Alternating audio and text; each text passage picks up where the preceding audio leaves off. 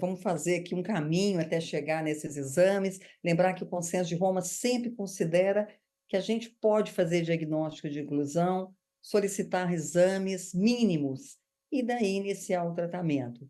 Mas a gente sabe da importância de fazer alguns diagnósticos diferenciais.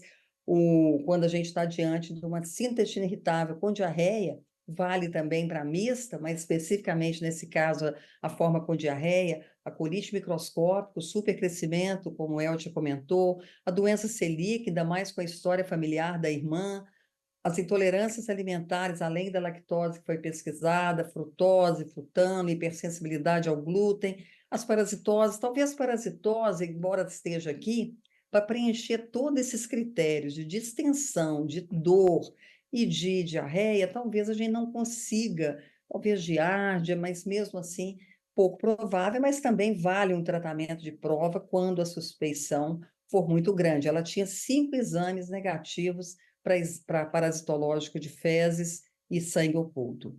E é possível, como a Eltia comentou, a sobreposição da doença orgânica com funcional. Orgânica, supercrescimento é orgânico, intolerância alimentar é orgânico, mas isso não exclui necessariamente que a paciente vai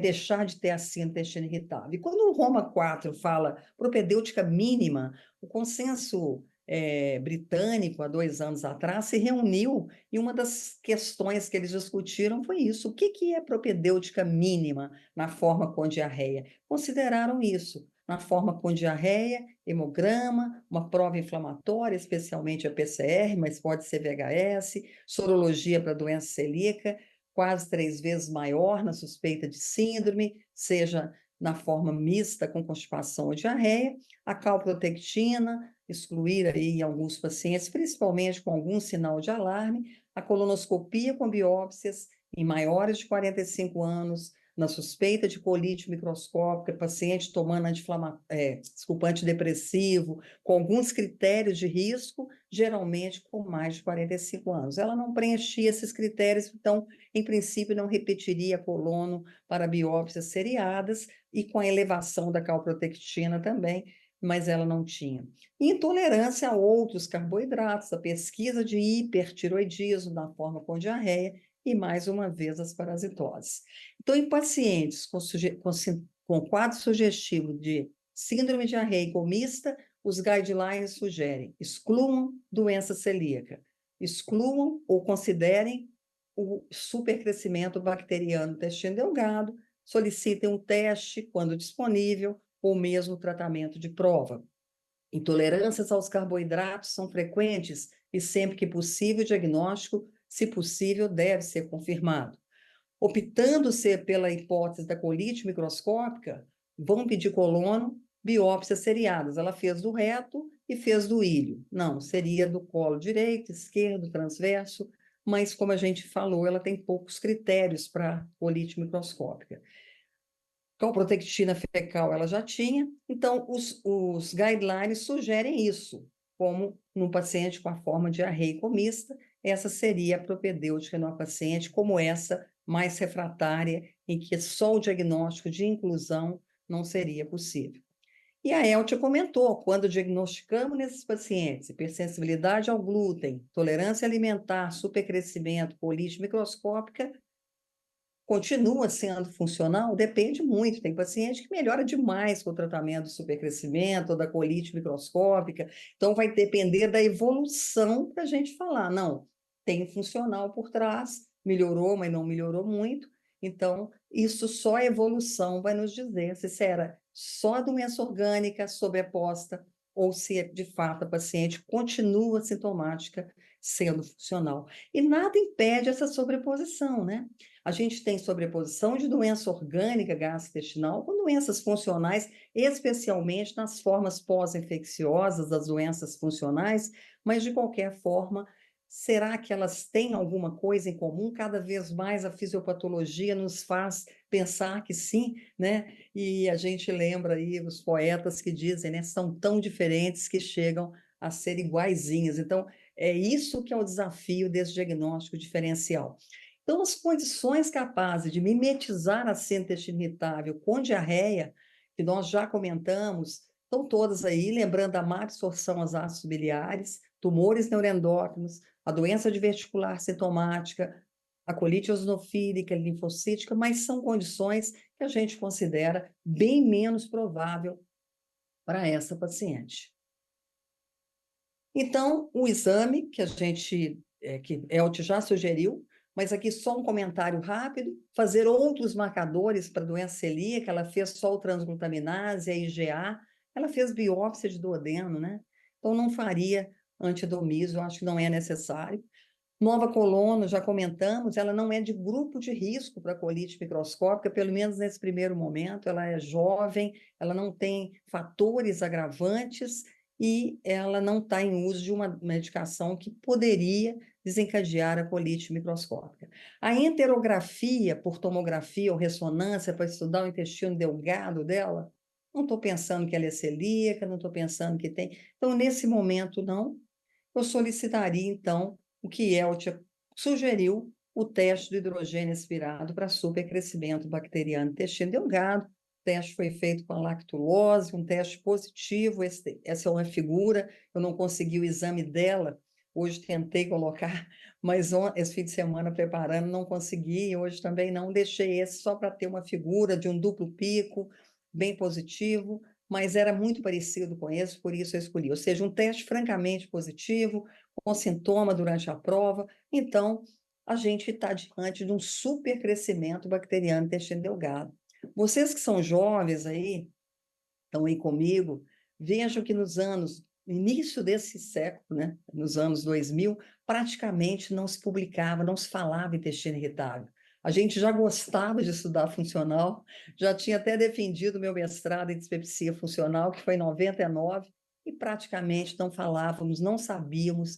Mas vejam como a evolução do conhecimento, esse artigo é do ano passado, e mostra mais de 300 publicações até 2022, mostrando que esse tema é um tema palpitante, veio junto com o conhecimento da microbiota, e, de fato, a gente tem que pensar nesse diagnóstico do supercrescimento bacteriano intestino delgado, que nada mais é do que uma desbiose ou uma modificação do padrão dessa microbiota no intestino delgado, esse segmento tão nobre do ser humano e de todos os animais, que absorve, que tem funções aí com o eixo cérebro-intestino, a gente sabe da importância do intestino delgado. E hoje, cada vez mais, a literatura mostra que é possível que daqui a um tempinho a gente vai estar falando supercrescimento bacteriano do proximal, do delgado proximal, do adeno-jejunum, médio do jejunum e ilho proximal e distal, porque parece que a microbiota também é diferente dependendo do segmento. Então, são conhecimentos que estão chegando, porque também o supercrescimento ele começa a ser realmente entendido nessa nova era da microbiota.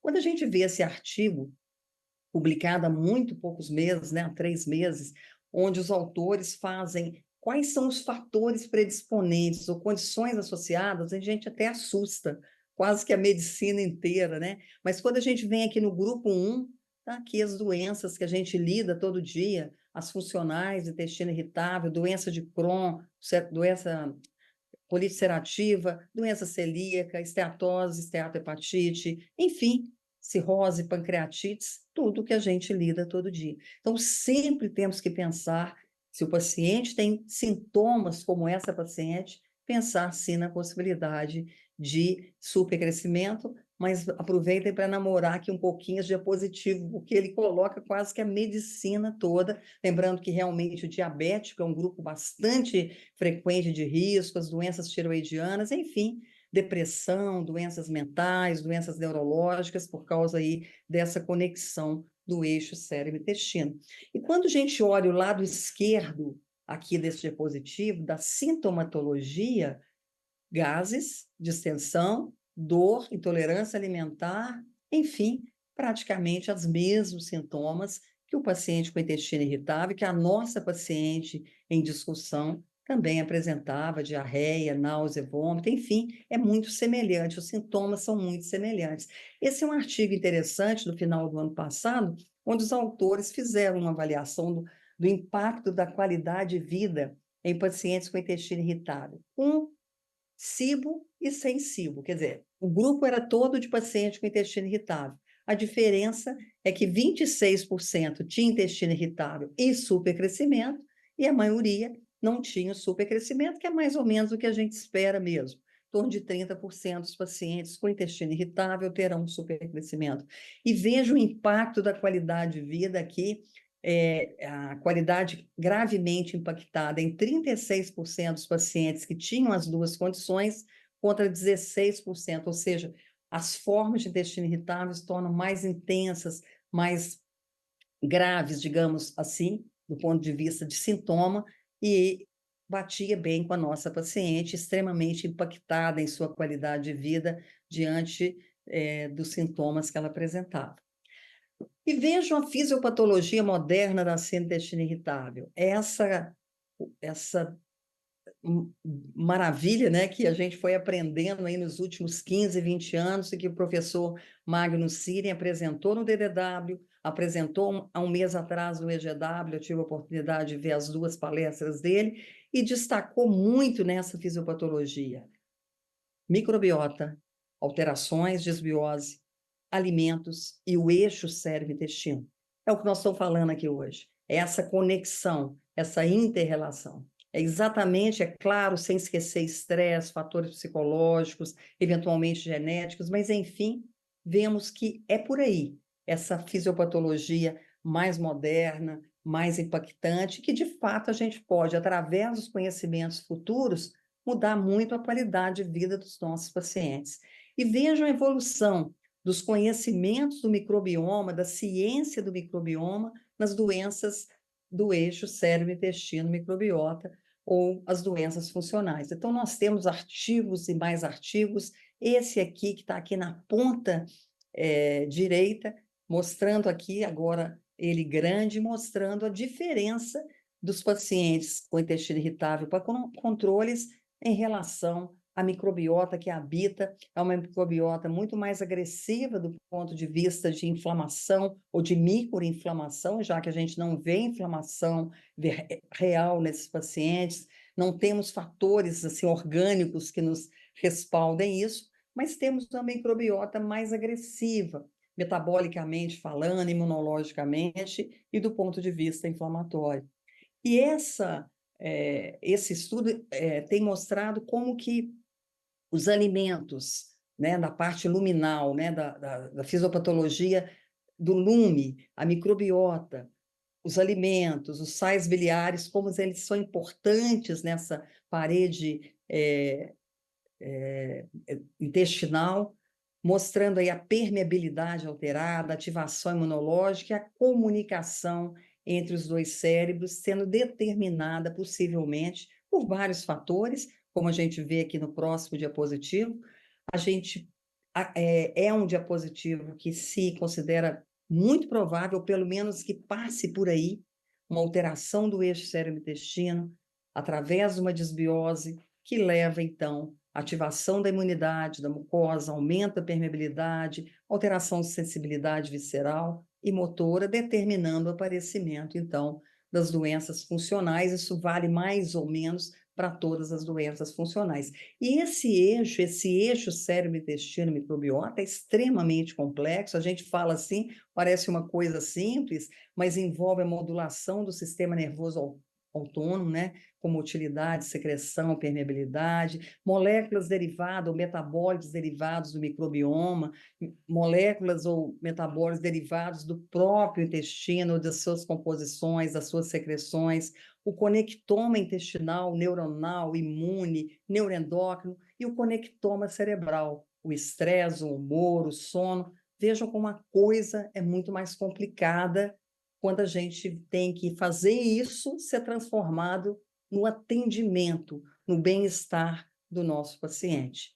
E a forma pós-infecciosa das doenças funcionais, aqui falando da síndrome do intestino irritável, ela é real. A gente sabe que muitos pacientes com a forma pós-infecciosa têm, de fato, um impacto muito maior na desbiose, na permeabilidade, um aumento grande da permeabilidade, um baixo grau de inflamação em estudos muito restritos, né, à pesquisa, e que a gente não tem isso na prática, mas mostrando, então, essa aberração da comunicação, e nesses casos, de fato, a desbiose, sem dúvida alguma, ela praticamente ocorre em praticamente todos os pacientes. Não é o caso dessa paciente, mas um paciente que chega nos dizendo que teve uma infecção prévia, seja gástrica, seja gastroenterite, seja vômito, e que a partir daí desenvolveu um quadro crônico, temos que pensar nas formas pós-infecciosas, na microbiota, na desbiose e nas consequências dessa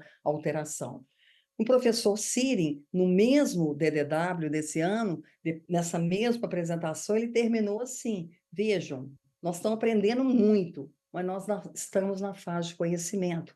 Nós ainda não conhecemos como diagnosticar essa microbiota.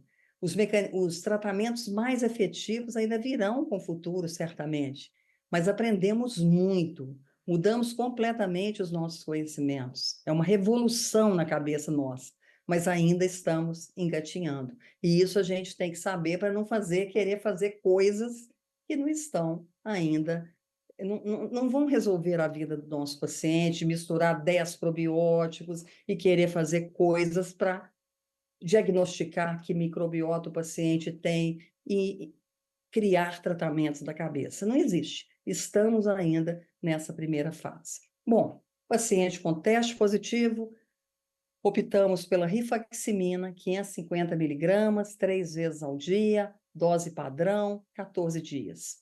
Ela estava tomando probiótico e nós mantivemos esse probiótico. Foi iniciado o otilone, porque a dor permanecia e ela estava sem, embora já tenha tomado, mas ela estava sem uma medicação antiespasmódica. Eu mantive inicialmente a dieta sem lactose, que ela já se sentia um pouco melhor, e perguntei a ela se a gente conseguia, através desse diário que a Eltia também sugeriu, encontrar os alimentos, isso é importantíssimo, é um detalhe importantíssimo na nossa conduta, evitar os alimentos que ela notasse que não fazia bem ou que agravavam os sintomas da nossa paciente. Ela voltou após 2 meses, e eu muito na expectativa dela voltar muito melhor, mas voltou com dor. Porém, melhora da dor com antiespasmódico, provavelmente, principalmente mantendo distensão e diarreia. Bom, nós temos aqui 2 opções. Ou o supercrescimento não foi erradicado, com uma droga considerada de escolha, na dose full dose máxima, 1.550, 3 vezes ao dia, 14 dias. Poxa, vou retratar, vou fazer outro teste, vou pensar em outro diagnóstico para ela? O paciente está aí, ó, dor, gases de novo, um pouco melhor da dor, mas outros exames, Fábio? Repete Ela, ela, mesmo. ela voltaria, todo esse paciente volta primeiro com o lado de queda de humor por não estar conseguindo correlacionar a melhora dela com o próprio tratamento. Então, a E de alguma nossa forma, Fábio, ela cobrou um pouquinho, e que a gente vê na prática, a gente é experiente, então isso não impacta tanto, mas ela gastou com um tratamento caro, principalmente pelo antibiótico, em 14 dias, 3 vezes ao dia. Então, de alguma forma, ela esperava muito, não pelo custo só, mas porque foi o primeiro exame dela que deu positivo, a gente cria uma expectativa de que isso é a causa, e ela faz um tratamento que eu falei com ela: olha, vou te dar o tratamento de escolha, você tem condições de usá-lo, acrescentei antiespasmódico, mantive probiótico, ou seja, ela voltou extremamente impactada mesmo, como você está dizendo, do ponto de vista de decepcionada, assim, um pouco, de voltar ainda com esses sintomas. e o que é interessante para um paciente como esse, nós estamos com colegas de várias experiências, então alguns que estão começando, outros que já têm uma experiência maior, nos assistindo, nos acompanhando. Um abraço a todos vocês que estão em casa e aqueles que vão realmente conduzir, vão pegar esse vídeo para um raciocínio.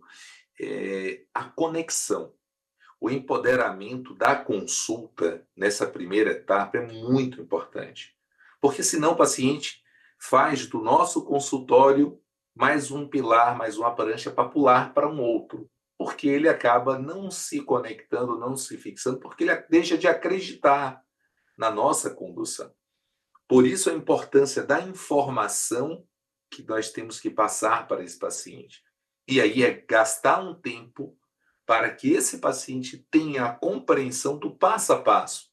Primeiro, ele tem a compreensão que ele não tem uma doença mais grave. Segundo, que é uma doença funcional, que é uma evolução do diagnóstico e que essa é uma interface de tudo que ele está vivendo, tudo que ele está sentindo. E eu acho que a explicação dessa interface entre as doenças do cérebro, do intestino, da microbiota, para o paciente, passa a ser muito importante, Paulo. Porque se o paciente não acreditar na nossa conduta, está fracassado toda a condução dele. E aí a importância do médico. Eu falo para vocês, quem pediria um outro exame para esse paciente? De vocês. Fátima, Renata, Bravin. Fátima, pediria um outro exame? Seja bem-vinda, Fátima. Foi um prazer mais uma vez estar aqui, professora, aprendendo muito com a senhora, como sempre. Obrigada. Nesse momento, eu não pediria outro exame, não. Na minha cabeça, o que veio depois de afastar de tanta doença, né? Colônia, endoscopia, exames de sangue normais, um teste de SIDA positivo tratado, com pouca melhora. O que veio na minha cabeça nesse momento, para mulher jovem, casada, provavelmente com uma vida sexual ativa, eu ainda me arriscaria a fazer um tratamento para supercrescimento fúngico empiricamente, antes de alguma outra coisa. Depois ainda tem mais uma carta na manga, mas nesse momento, com tantos exames, um exame que a gente não consegue fazer de supercrescimento fúngico, eu me arriscaria a fazer um tratamento empírico, além de apertar bastante esse diário, né, esse diário alimentar que a Eltia comentou, ver se tem alguma coisa ali que ela come demais, se a gente pudesse apertar um pouco essa dieta.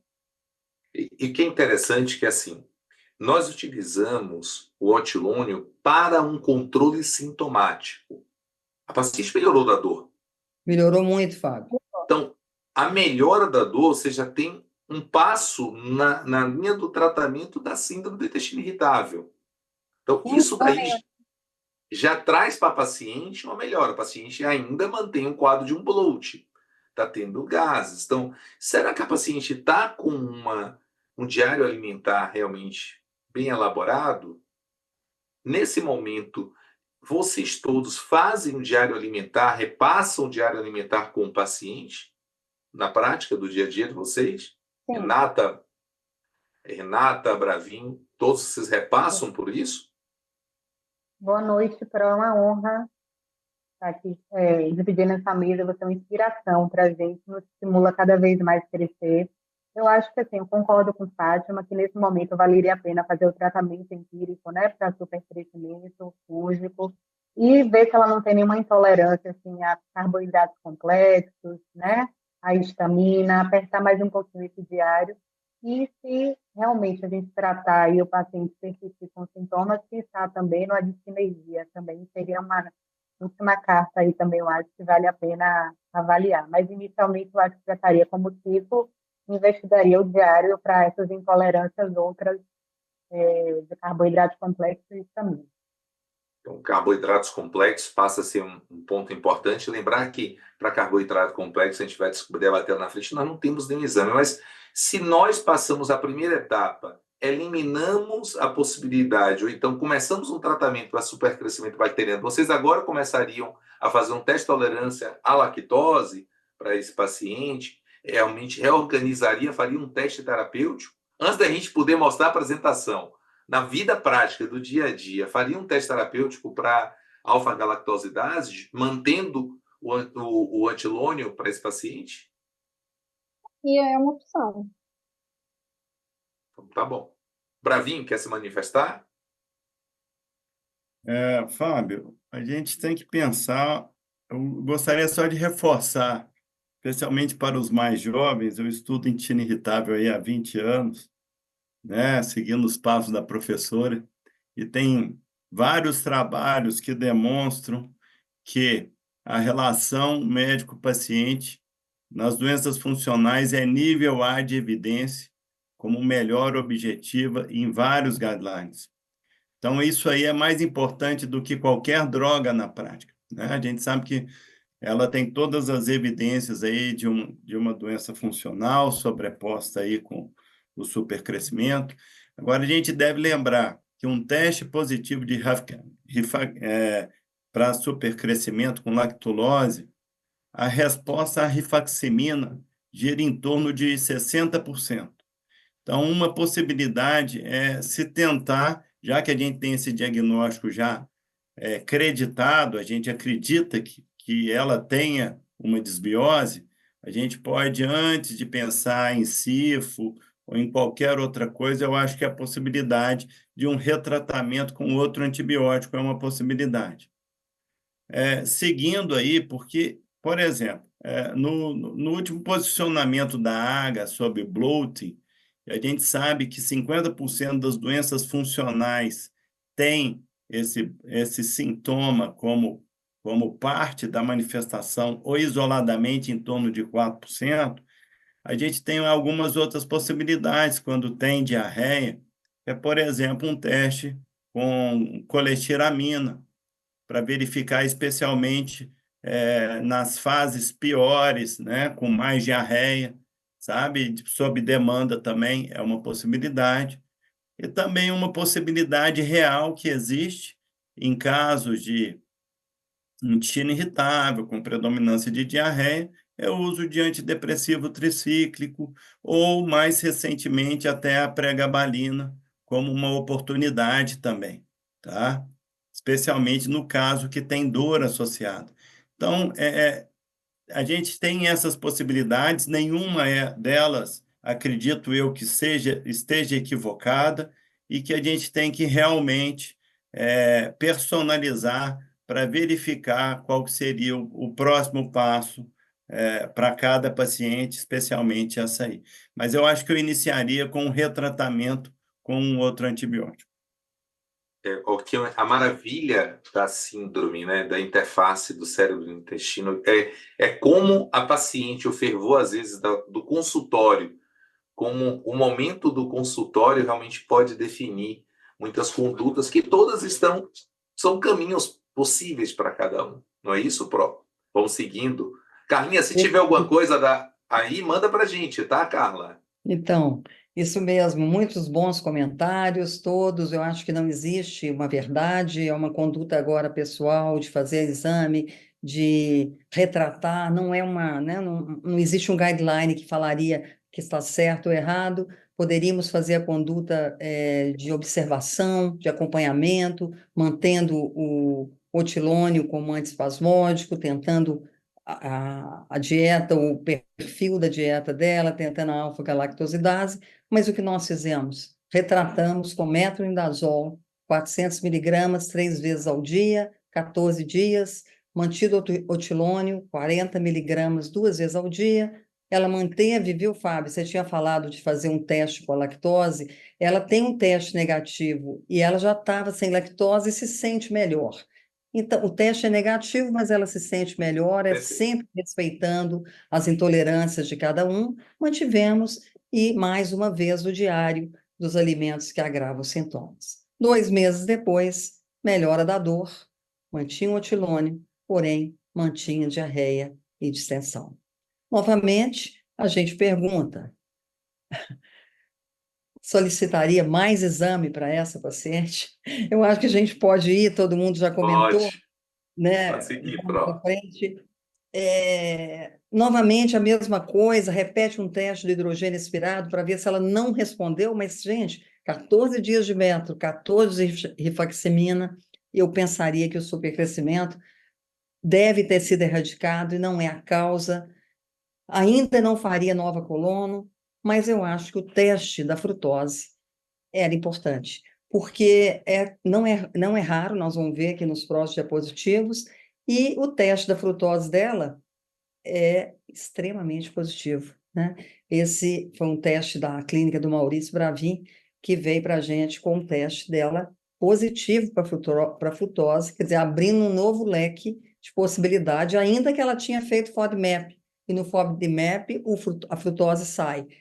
E ela tinha tido uma melhora, mas era um diagnóstico mais específico. Mais uma vez, essa paciente foi, então, orientada numa dieta, pedimos ajuda e auxílio, né, das nutricionistas que conosco trabalham, iniciamos a alfa-galactosidade, ali faltou, né, nas refeições, e iniciei a mitriptilina, 10 miligramas ao dia, porque ela estava muito ansiosa nesse momento, principalmente com a diarreia, com os tratamentos que não tinham sido tão eficazes como gostaríamos, esperamos, né, que eu tenho casos parecidos, que o supercrescimento, de fato, foi uma melhora extraordinária. Estou passando aqui um caso refratário, difícil, e realmente ela retornou após 2 meses com uma melhora significativa, que ela mantinha o otilônio, a alfa-galactosidase, a mitriptilina e a dieta. Bom, aí nós temos que pensar até que ponto nós vamos manter isso tudo, o que nós vamos tirar daqui a pouco, o que nós vamos, porque essa paciente, né, a mitriptilina foi bem-vinda, eu manteria e melhorou muito a diarreia dela na dose mínima de 10 miligramas à noite, estava dormindo melhor, então foi uma opção que está sendo mantida para ela, assim como o otilônio ela mantém, a alfa-galactosidase. Então, nesse momento, nesse retorno, eu mantive exatamente igual, ela continua com a nutricionista aí na frutose. Mas vejam essa recomendação do ano passado, do gastroenterólogo e patólogo, um paciente com gases, né, que é a queixa importante dela, restrição de lactose, frutose, FODMAP. Se ela não melhora, se melhora, tudo bem. Se não melhora, não é constipação. Na nossa paciente, é aqui, ó, ela tem diarreia. Então, tem SIBO? Tem, né? Ela teve o SIBO, tratamos. Continua sintomática? Opa, vamos pensar no neuromodulador. Então, tá tudo aqui que a gente fez, esse caminho, e até mesmo a questão da questão o abdômen frênico, né, a sinergia abdômen frênico, que a terapia com biofeedback é muito boa para constipação e algumas vezes para gases, né? São mecanismos e testes e formas de tratamento muito específicos, nem todas as fisioterapeutas estão treinadas para esse tipo de exercício para a musculatura abdominal, para os gases, mas melhora muito. Então, seguimos muito parecido com essa recomendação e falando, então, um pouquinho das reações adversas aos alimentos. Então, a paciente que tem intestino irritável, teve supercrescimento ou tem intolerância à frutose. Como já comentamos, não exclui a doença funcional, vai depender muito de como ela vai evoluir para a gente falar, não, a questão dela era o supercrescimento e uma intolerância à frutose. Se ela melhorar muito, mas eu acho que ela tem os diagnósticos todos que nós falamos. Ela é funcional, tem intolerância à frutose, teve supercrescimento. Lembrando que nós temos alergias alimentares, que são reações imunológicas, IgE dependente ou não. As não imunológicas, que são as reações de hipersensibilidade e de intolerância. E aí, quando a gente fala das não imunológicas, excluindo então as alergias, já falando das intolerâncias, ainda assim a gente depende. Algumas são independentes do hospedeiro, como, por exemplo, foi citado a histamina, mas ela não preenche nenhum critério para histamina, né? Então, acho que a histamina não foi considerada aqui por isso. Mas, e aquelas que dependem do hospedeiro, que é uma deficiência enzimática, metabólica, como é a intolerância à frutose, ao frutano, à lactose, e algumas menos específicas. Então, sempre a gente pensar, será uma alergia ou é uma intolerância? É uma intolerância ou é uma hipersensibilidade? É não imunológica, é dependente do hospedeiro ou é não dependente do hospedeiro? E aí a gente vai. Então, etiologia farmacológica, defeito no transporte enzimático, como essa paciente na intolerância à frutose, e não específica, como a hipersensibilidade ao trigo não celíaca, e as próprias doenças funcionais que podem se associar na sua fisiopatologia. A dieta tem um papel fundamental, independente da tolerância ou não àquele alimento. E vejam como que a dieta, a desbiose, fazem parte do contexto desse eixo cérebro-intestino, dessa fisiopatologia, que cada vez o diapositivo fica mais complexo, né? Mas é a fisiopatologia, mais uma vez, das doenças funcionais, onde a gente inclui aqui os carboidratos, inclusive os complexos, as intolerâncias a alimentos químicos, enfim, a hipersensibilidade ao glúten, isso tudo na conexão do eixo cérebro-intestino, na permeabilidade intestinal, ou seja, as coisas se complicaram muito, mas tornaram muito mais claras para nós. Então, a gente falar que o paciente desse é funcional, associando inclusive muito a fatores só emocionais, não que eles não estejam presentes, são frequentes, mas é por isso a razão como a 5 caminha para tirar definitivamente o termo funcional. Porque com tanto conhecimento grandioso da fisiopatologia, falar funcional talvez não seja realmente adequado para esse grande número de pacientes. E aqui mostrando mais uma vez as alterações da microbiota nas intolerâncias alimentares. Existe uma nítida alteração dessa microbiota, fazendo com que haja realmente, de fato, uma desbiose nesses grupos de pacientes que têm a intolerância, principalmente aos carboidratos, frutose, lactose, frutano, e mesmo a alguns intolerância a alguns carboidratos mais complexos. E não só nas intolerâncias, as alergias que a gente trabalha menos, né, nós gastrologistas, mas as alergias também cada vez mais associadas, alergia alimentar, predisposição genética e conexão com a microbiota. Então, isso tudo também nas áreas dos alergistas, nas áreas de outros especialistas também está chegando com toda força a questão da microbiota e do eixo cérebro-intestino. E esse diapositivo que a gente sempre mostra, cansa de... Nossa, de novo a professora com esse diapositivo, mas não tem como não mostrar esse trabalho de Wida Schmidt, de 2013, já há 10 anos, mas vejam em azul a intolerância à frutose, aqui nos 3 primeiros gráficos, nas 3 primeiras linhas, digamos assim, ou 4, é intestino irritável, na forma mista, com diarreia, aqui terceiro é com diarreia, vejam aqui, ó, o azul, claro, é a intolerância à frutose, o vermelho é a lactose, o verde a ambos, e o roxo a nenhum. Então, muito mais comum, e não só no intestino irritável, aqui na dispepsia funcional, e também em alguns casos principalmente de bloating, de distensão. Então, nós temos que pensar, além da lactose, frutose, frutano, hipersensibilidade ao glúten, e lembrar que os alimentos que têm frutose, que essa paciente mais tirou, não necessariamente é fruta, né? Mas bebidas do tipo cola, xarope de milho, mel, bolo rico de frutas, as frutas, principalmente maçã, né? Eu tive vários pacientes com distensão que eu tirei a maçã e foi ótimo. Então, lembrar desses alimentos ricos, cenoura, cebola, que fala frutose, puxa, vou ficar sem fruta. Não é só isso, é molho de tomate, é molho de pimenta. Então, é muita coisa que tem frutose. A intolerância à lactose, uma palavrinha só, o Fábio chamou atenção, é muito comum. Quando a gente vê esse gráfico de prevalência, puxa vida, tem lugares que a população inteira quase é intolerante. No nosso meio, a gente vê aqui, ó, 60%, 80%.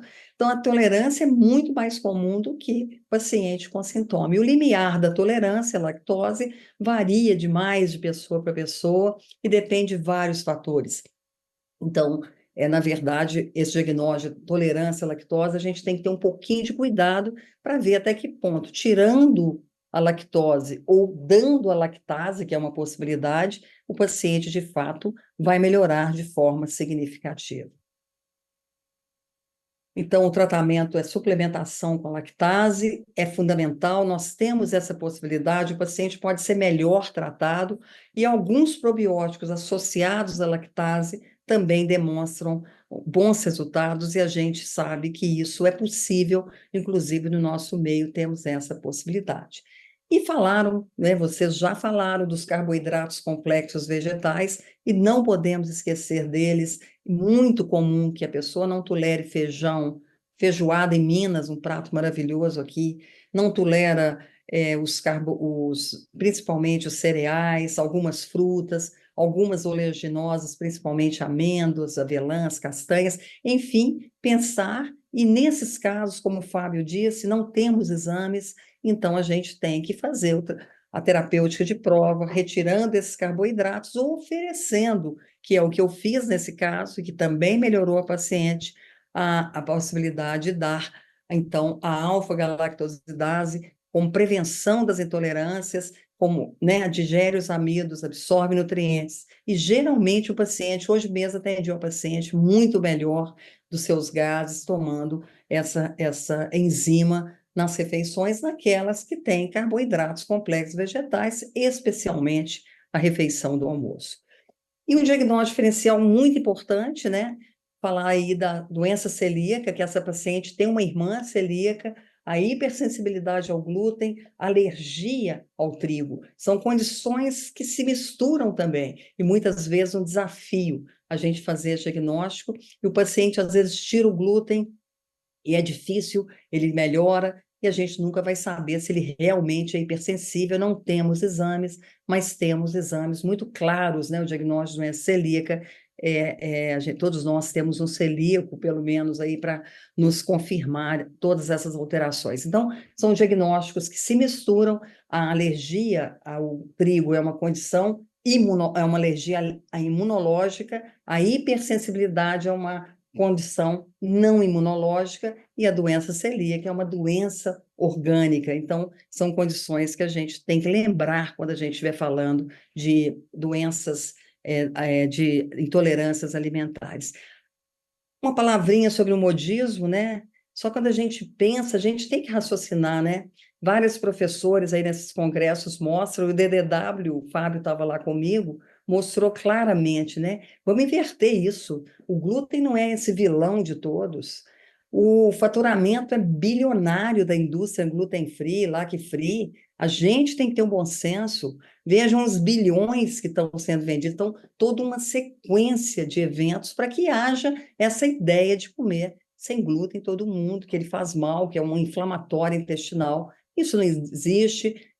A gente tem que pensar que as coisas caminham também para o outro lado.